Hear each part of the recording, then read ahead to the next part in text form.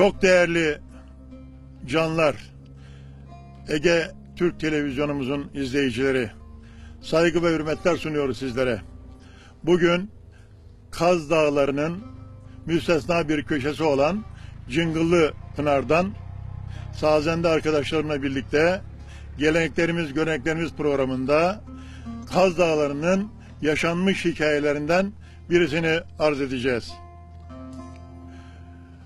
Sene 1919, 15 Mayıs 1919'da Yunan İzmir'e çıkar. Aynı tarihte Ayvalık'ta biliyorsunuz ilk kurşun atılır. Ayvalık işgal edilir Yunanlar tarafından.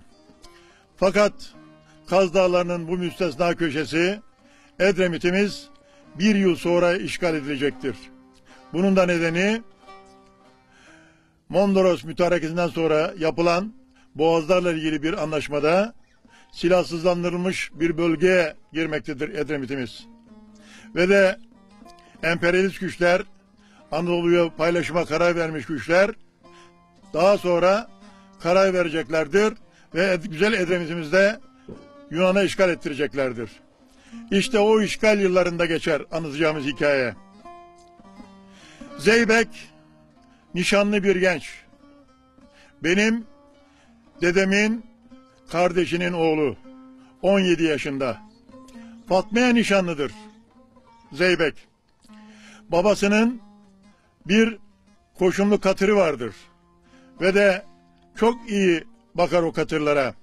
Ve ailenin geçim kaynağıdır. Aynı yıllar yokluk yıllarıdır. Ülkemiz işgale başlamış, üretici, üretemez bir durumda ve de Birinci Dünya Savaşı'ndan yorgun düşmüş, bitap düşmüş bir haldedir. Fakat buna rağmen arayış içindedir atalarımız. Bir gün Balıkesir'den haber gelir. Kuvayi Milliye Akhisar Salihli bölgesinde Yunan'a karşı cephe açacaktır. O cepheye ulaşım gereklidir, malzeme gereklidir, silah gereklidir. Ve bir haber salınır civara. Elinde koşumu olan, Mekare'ye yardımcı olan, ki Mekare ulaşım demektir o zamanın ulaşımı. Yapmak isteyenler Balıkesir'imizde Paşa Camii'ne göndersinler derler. Dedemin kardeşi çağırır oğlu Zeybek'i ve de civarda yanında arkadaşlarıyla birlikte bir konvoy yaparlar. Dedemin kardeşi katırların sırtına vurarak oğlum Zeybek, bu katırlar sana emanet.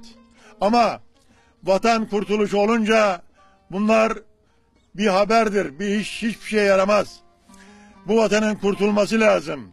Biz Yunan'a karşı bu vatanı savunmamız lazım diyerekten eğer bu araba bir daha gelmezse sen de geri dönmeyesin diye ve uğurlar Zeybek'i. Nişanlısı Fatma o duygular içinde Zeybek'e bakar. İşte bu Kaz Dağları'nın eteğinde Çamcı mahallemizde, o zaman Çamcı köyü, yaşanmış bir hikayedir bu. Ve gerçektir sayın izleyiciler. Zeybek arkadaşlarıyla birlikte Hanlar mevkiinden, Kavsarlı dediğimiz yerden, şu anda Şapçı, Balıkesir, Edremit arasındaki sırta olan Şapçı Dağı'nın üzerinden Paşa Camii'ne ulaşacaktır. Ve de vatanı kurtarmak için Kuvayi Milliye iştirak edecektir. Fakat talihsizlik odur ki Haziran 1920'de Edremit'i ve de Şapçı bölgesini Balıkesir işgale başlayan Yunan güçleri Şapçı Dağı'nda, şu anda Amasçakılı dediğimiz eski yolda pusu kurmuşlardır. Ve de Zeybek'i ve o atlı birliği, atlı Mekare'yi orada önünü keserler ve pusuya düşürürler. Fakat bu olayı Şapçılılar, Şapçı'dan o zamanki gençleri görür. Fakat biçaredirler. Ellerinde silah yok. Sadece savunacakları bir orak, belki bir sapan, belki de bir nacak vardır. Bir şey yapamazlar. Ve Zeybek'in arkadaşları fırsatını bulup kaçarlar. Bu kaçanlardan birisi de Doyran köyümüzden Akışveli denen ve de daha sonra aşıklık geleneğini sürdüren, saz çalan bir büyüğümüzdür. Türkü yakar Zeybek'e. Zeybek'i orada Yunan güçleri kurşuna dizerler. 17 yaşında buram buram gençliğini yaşayan nişanlı genç Zeybek'i. Çamcı köyüne gelen satıcılar ilk önce korucuyu bulurlar. Ve korucuyu çağırırlar. Derler ki bir Zeybek emminin evinin yanına sergi açacağız. Ama basma satacağız. Ama deterjan satacağız. Ama başka soğan, patates satacağız. Ve git derler, anons et. Zeybek emminin yanına satılıkçı gelmiştir. Yağıyla, zeytinle satış yapmaktadır, takas yapmaktadır diye. Korucu gider Zeybek emminin evinin yanına satılıkçı gelmiştir, yağıyla, zeytinle satış yapmaktadır diye. İşte Zeybek emminin ismi vurulan Zeybek, o Şapçı Dağı'nda şehit edilen Zeybek'tir. Sene 2007, İl Genel Meclis üyesiyim. Şapçı bölgesinden otobüsümüze bir vatandaş bindi. Tesadüf yanındaki koltuk boştu. Laf lafı açtı. Bana dedi ki, beyefendi, buralarda bir Türkmen mezarı olacak. Şapçı'da orman deposunun yanında tek bir mezar. İşte o mezar ya Çamcı köyü veya Hacı Hasanlardan bir gence aitmiş. Ben de işin aslını bildiğim için dedim, kimin mezarıymış bu? Dedi ki 1920 yılında Yunanlar burayı işgal ettiğinde şu anda Şapçı'da, Allah rahmet eylesin, daha sonra ölmüş Hilmi Sönmez diye bir vatandaşın babası anlatmış Hilmi Sönmez'e. O da bu hikayeyi nakletmiş. Yunanlılar orada pusu kurmuşlar ve de bu Çamcı ve Hacı Hasanlar bölgesinden Balıkesir'e giden Mekar'ın önünü kesmişler. O genci orada şehit etmişler. Fakat korktukları için o gençler sadece toprakla üzerine kapatmışlar. Bir mezar yapılmamış Zeybek'e. 1922 yılında 6 Eylül'de Balıkesir, 9 Eylül'de İzmir kurtulduktan sonra ilk işleri Şapçılıların o gence mezar yapmak olmuş. Şu anda o mezar Şapçı'da, orman deposunun yanında. Fakat bu süreçte benim köylüm maalesef çok acıdır, Zeybek'ten bir haber alamamış. Ve Zeybek gitmiş Mekere'ye, bir daha dönmez geriye. Arkadaşı Doyran'ın Akışveli bir türkü yakmış. Demiş ki, selam söyleyin nişanlısı Fatma'ya. Zeybek dönmez bir daha. Zeybek gitti Mekere'ye. Ağıt yaksın ulu dağlara, Kaz dağlarına diye. Ve günümüzde bu türkü hala söylenmekte. İşte Sayın Ege Türk izleyicileri, kimler bu vatan için şehit olmamış, kimler isimsiz kahramanlar bu vatan için şehit olmamış, can vermemiş. Bir söz vardır. Şüheda fışkıracak toprağa sıksan şüheda. İşte bu ülkenin, bu memleketin, Kaz Dağlarımızın her yeri şehitler toprağıdır. Sağ olsun o atalarımıza ki bize bu vatanı emanet ettiler. Biz de şu anda Kaz Dağları'nda onlar sayesinde güzelce yaşıyoruz ve gidiyoruz. Onların hatırları hiçbir zaman unutulmayacaktır. Saygılar sunuyorum. Şimdi sazende arkadaşlarımıza sazı bırakıyorum.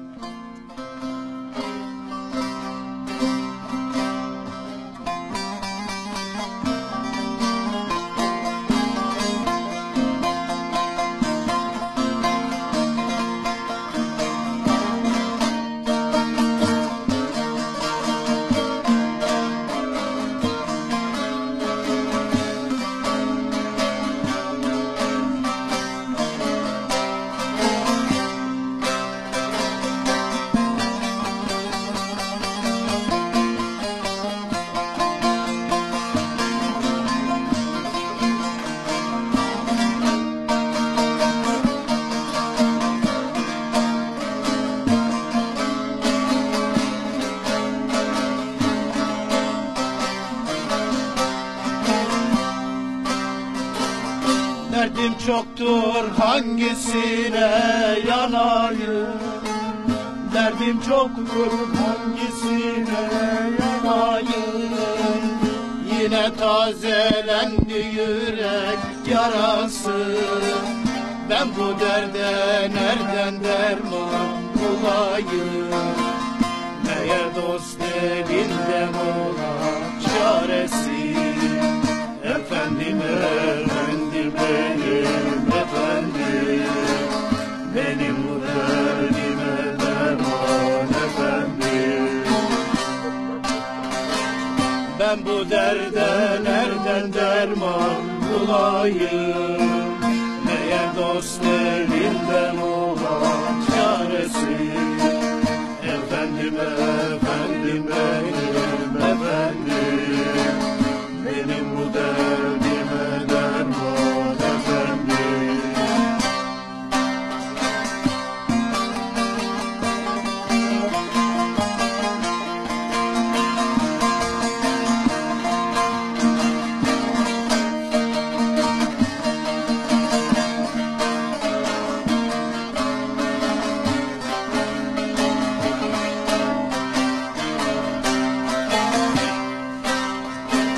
Türlü donlar giymiş gülden naziktir. Türlü donlar giymiş gülden naziktir. Bülbül cevreyleme güle yazıktır. Çok cefalar çektim varım eziktir. Güle güle gelir canlar paresi.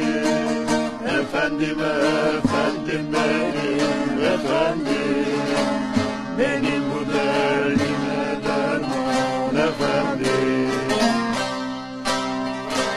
Çok hasretlik çektim varım eziktir. Güle güle gelir canlar paresi. Efendim, efendim benim efendim, benim bu derdime derman efendim.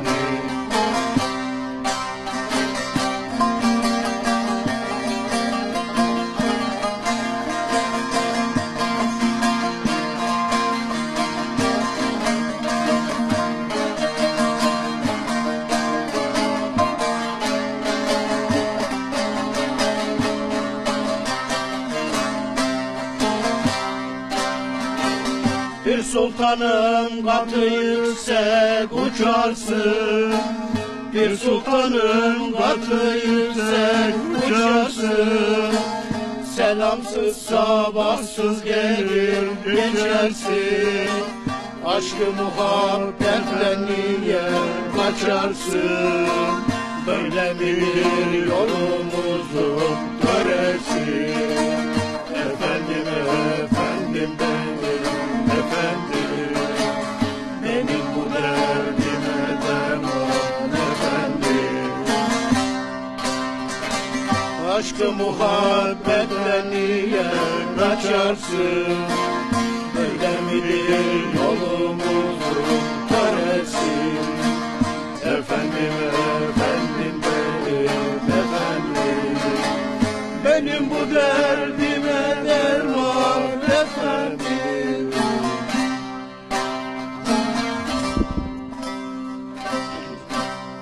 Evet, Ege Türk izleyicileri, şu anda karlı bir kış günü, dışarısı kar.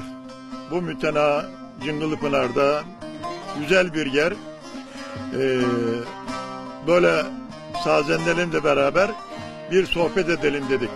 Tabii bu Kaz Dağları'nı ne kadar sizlere anlatsak, ne söylesek boş. Aslında bunu yaşamak lazım. Bunu görmek lazım. Kaz Dağları yaşanacak yerler. Mitolojide ayrı bir yere olan Vida diye söylencelerde geçen yer. Şimdi sazende arkadaşımız devam etsin. Sohbetimiz daha sonra devam edecek.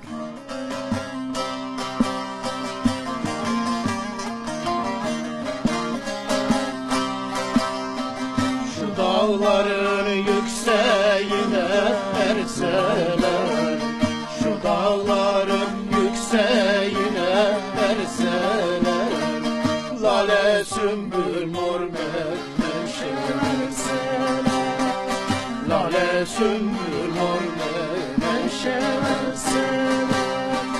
Bir güzeli bir çirkine verseler, bir güzeli bir çirkine verseler, güzel ağlar çirkin güler, güzel ağlar çirkin güler.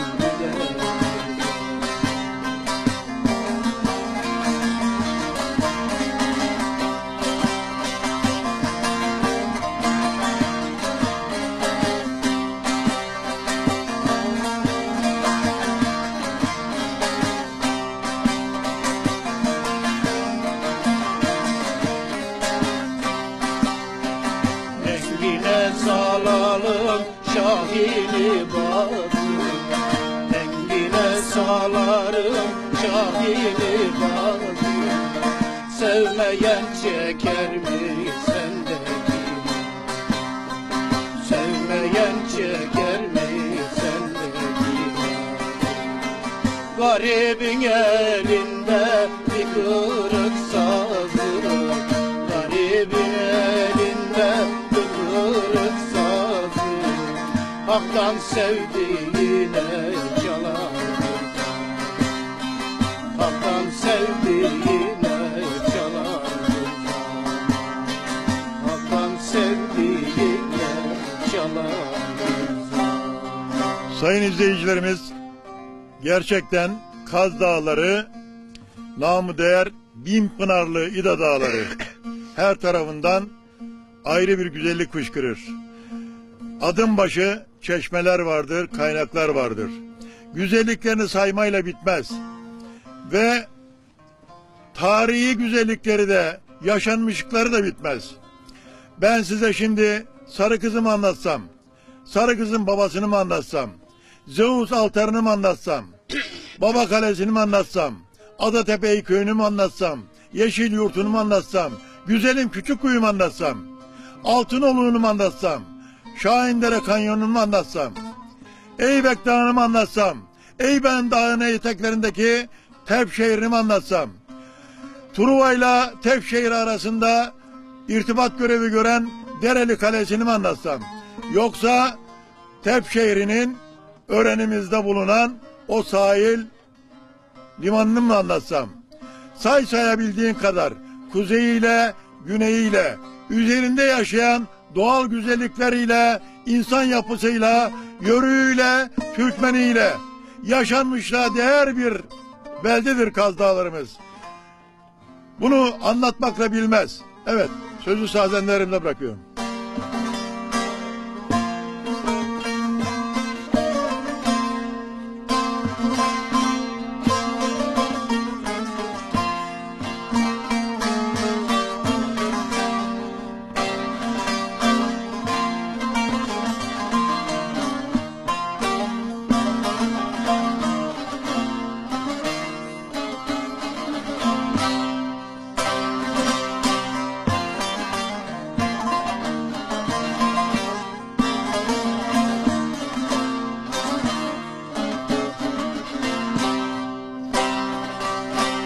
Aman da aman da Kerimoğlu'nun sandalı da sandalı. Haydülen de haydülen Kerimoğlu'nun sandalı da sandalı. Vurulmuş da kanıyor Kerimoğlu'nun her yanı her yanı. Vurulmuş da kanıyor Kerimoğlu'nun her yanı da her yanı.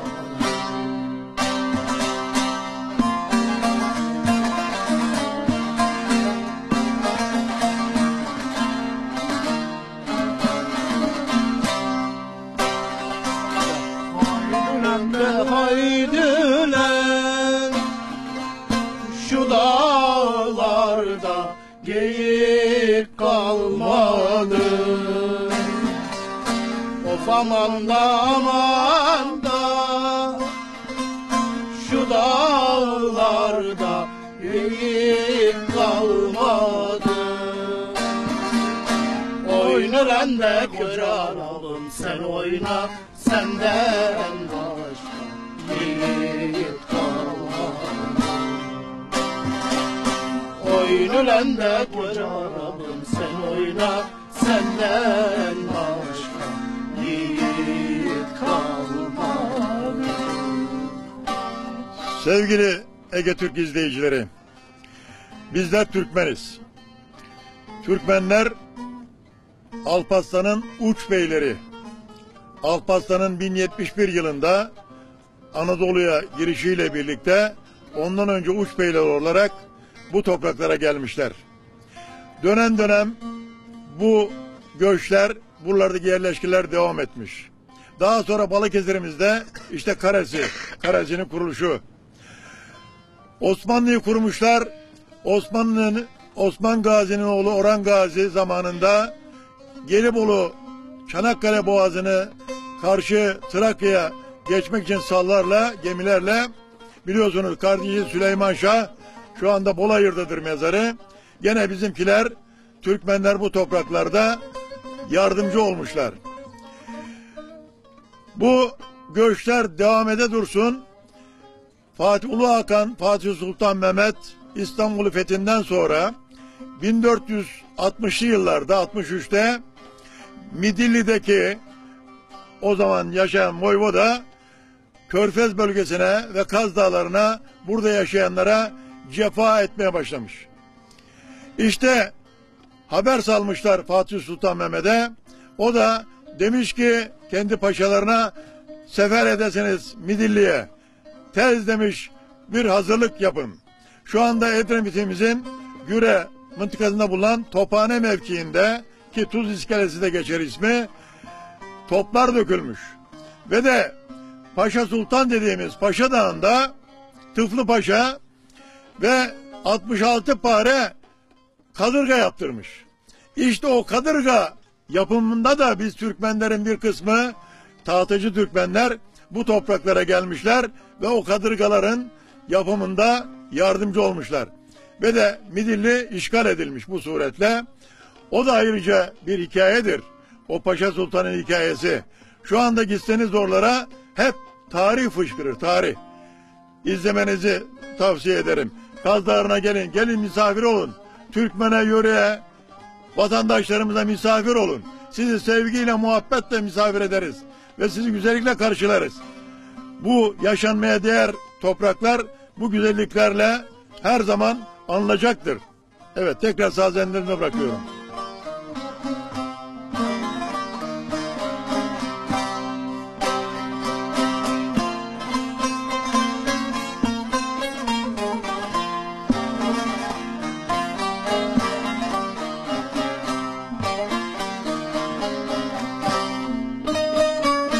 İki de keklik bir dayada ötüyor. İki de keklik bir dayada ötüyor. Ötme de keklik derdin bana yetiyor ama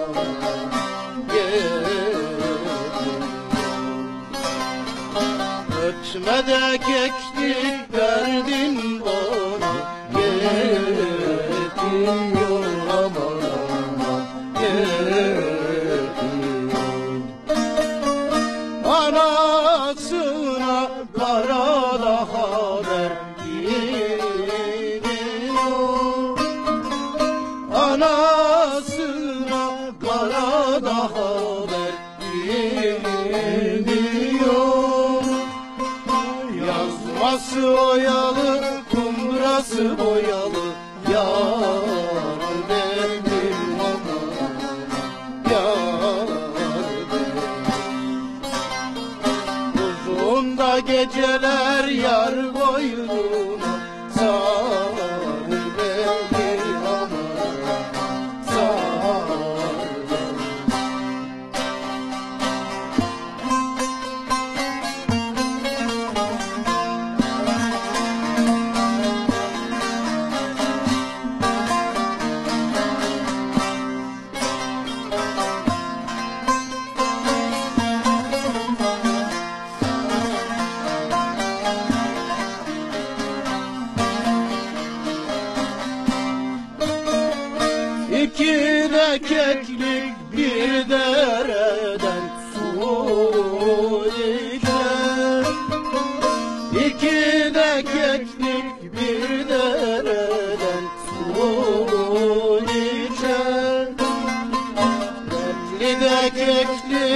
dersizlere derin açar aman aman derin. Dertli de keklik dertsizlere derin açar aman derin. Buna da yanık sevda derler tez geçer. Buna da yanık sevda derler tez geçer.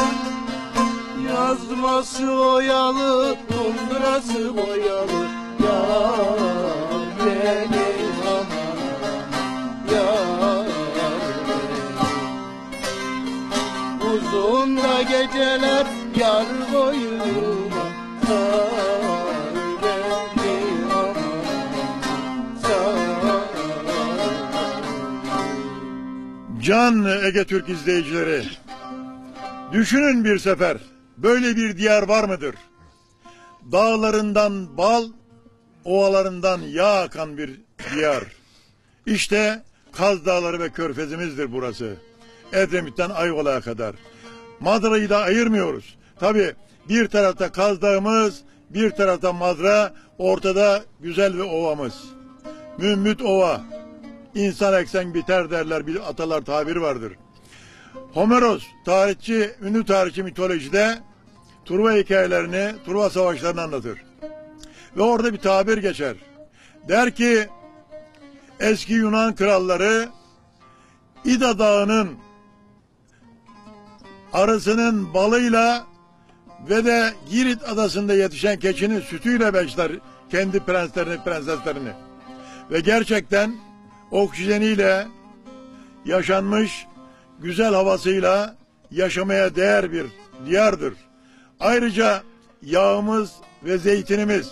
Düşünün, ilk güzellik kraliçeliği seçimini yapılan Afrodit kaplıcalarımızı, bir taraftan Pınarbaşı'nda Karpuz Çatlı'dan su çıkarken 500 metre aşağıda içine giremeyeceğiniz kaplıca sularımız, kaynar sularımız vardır. Böyle bir güzellik yaşar Anadolu'muzun böyle mütenabi Kaz Dağları köşesi. Evet, şimdi tekrar sazendilere bırakıyorum sözü.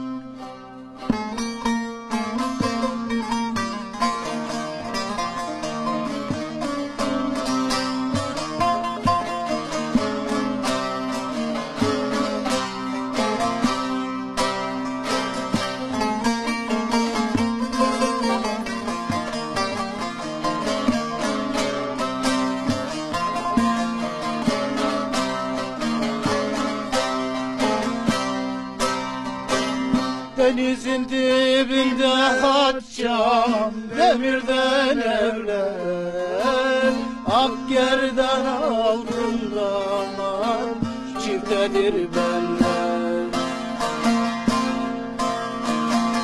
O kınalı parmaklarda, o beyaz eller, yolcuyu yolunda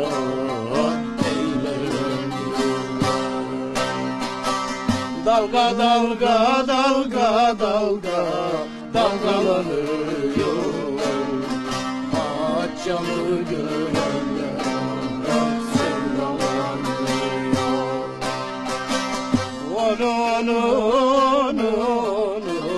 Onu ben de yandım haçamı basmadım.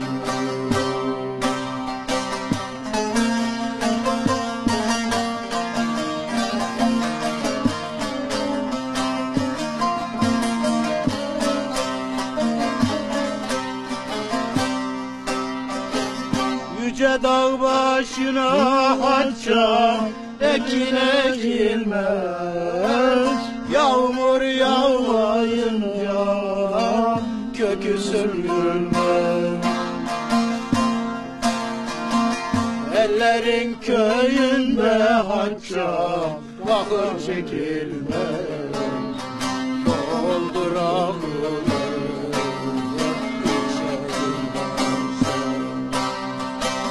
Ellerin köyünde haçam bakır çekilmez,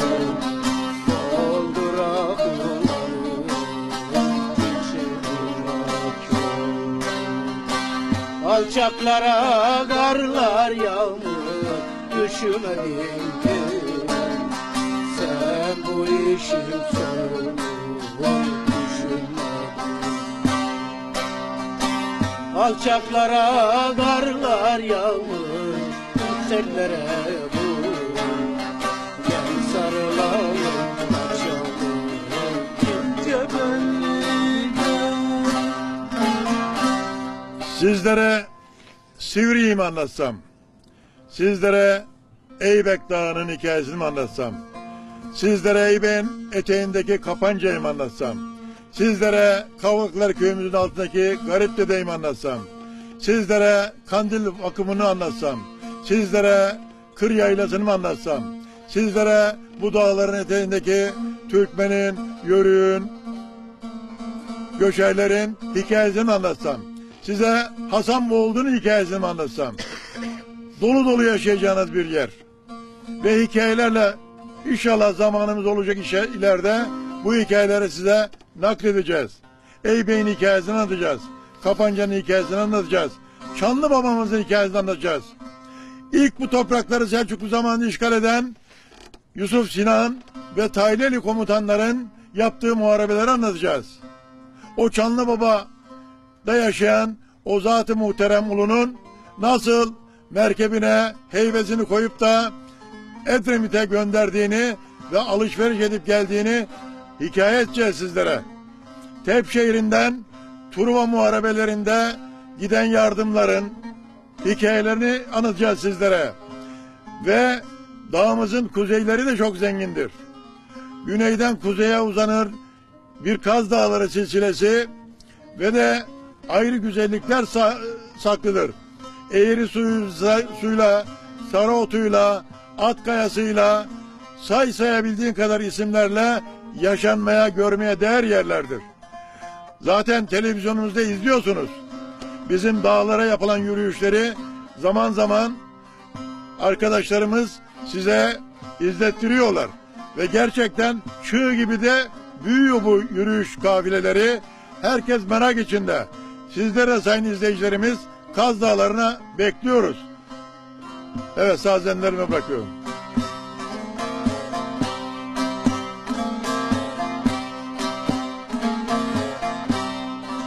Ağlarda gezerim, gözüm yollarda, gözüm yollarda, gözüm yollarda.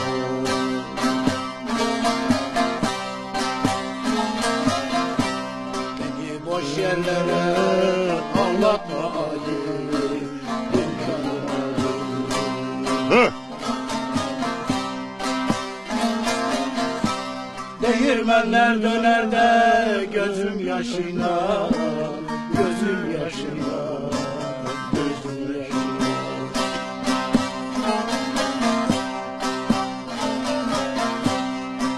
Demli susuz çaylarda çalatma Ali, hünkârım Ali.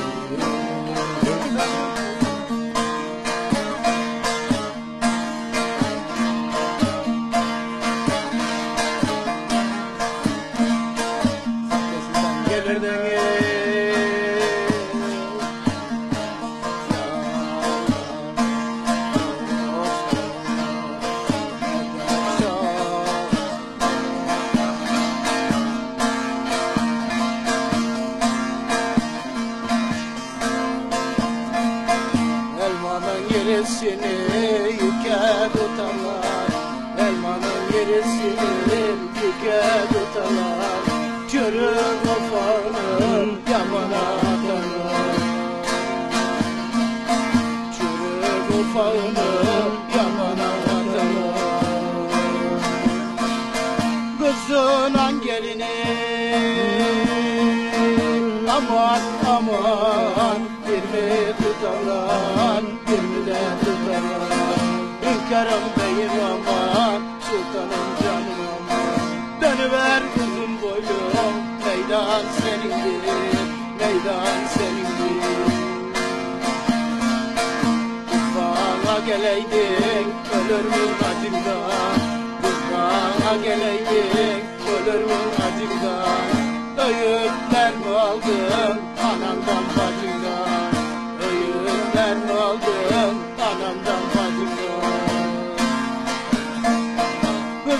ben ölüyorum. Aman aman senin de acından, senin de acından. Ürkerim beyim aman, sultanım canım aman. Dönüver uzun boyum, meydan senindir, meydan senindir, yar senin. Can seyircilerimiz, bir anekdot daha size. Hazreti Adem biliyorsunuz uzun yaşamış, 1000 yıl yaşadığı söylenir. Rahmetli olunca Şit ve Hit, melekler Şit'e 3 tane tohum getirmişler. Demişler ki babanı defnederken bu tohumları ağzına koy. Ve Şit bunu gerçekleştirmiş. Babası Adem'i defnederken bu tohumları ağzına koymuş. İşte sayın seyirciler, o mezardan çıkan 3 tane fidan, dünyada en uzun yaşayan ve de ekildiği, yetiştirildiği topraklara hayat veren 3 ağaç. Bunlardan birisi selvi. Biliyorsunuz mezarlıklarımızda hiç eksik olmaz. Belki bunun nedenini bilenler vardı içinizde. Birisi sedir ki nesli kurudu biliyorsunuz. O Lübnanların falan bayrağına sembol olan o meşhur sedir. Ve bir de o kutsal meyvanın ağacı, uzun ömürlü ağaç zeytin. İşte sayın seyirciler, bu topraklarda sedir de görürsünüz, selvi de görürsünüz, zeytin de görürsünüz. Türkmenin sazı vurur tezeneye, sarı kızdan, cılbaktan iner düdene. Ve de sanki Orta Asya'dan günümüze, Anadolu'ya bir akım vardır. Ve bunu yaşarsınız buram buram. Mezarlıklarına gidin, antropolojik bir araştırmaya aslında yapılsa, o kültürü görürsünüz o mezarlıklarda. Ve günümüzde hala bu devam etmekte. Bu topraklarda yaşayan zeytinin, o şifalı zeytinyağı, bir bardağı içtiğiniz zaman sabahleyin hastalık nedir bilmezsiniz. O kadar şifa verir insana. Ve bütün güzelliklerle dolu bu topraklarda her Türkmen köyünde sazandalar vardır. Aslında ben sazende diyorum, ozanlarımız vardır. Şimdi arkadaşlarım ozan değil, arkadaşlarımız sazende, saz çalan arkadaşlarımız. Ayrıca ozanlarımız hem beste yaparlar, hem şiir yazarlar ve bu kendi eserlerini söylerler. İnşallah ileride zaman bulursak onları da nakledeceğiz sizlere. Şimdi sözü bırakıyorum benim sazendelerime.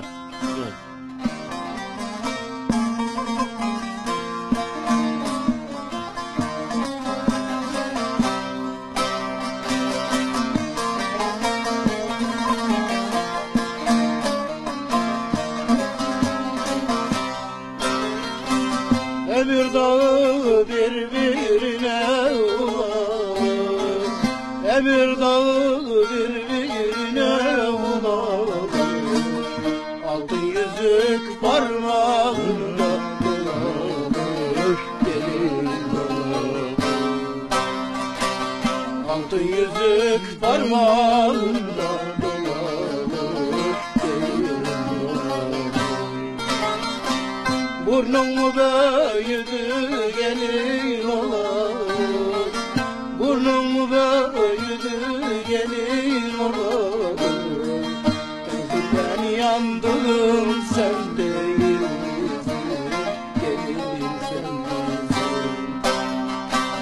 Öldüken yandım sen değil misin, gelin sen misin?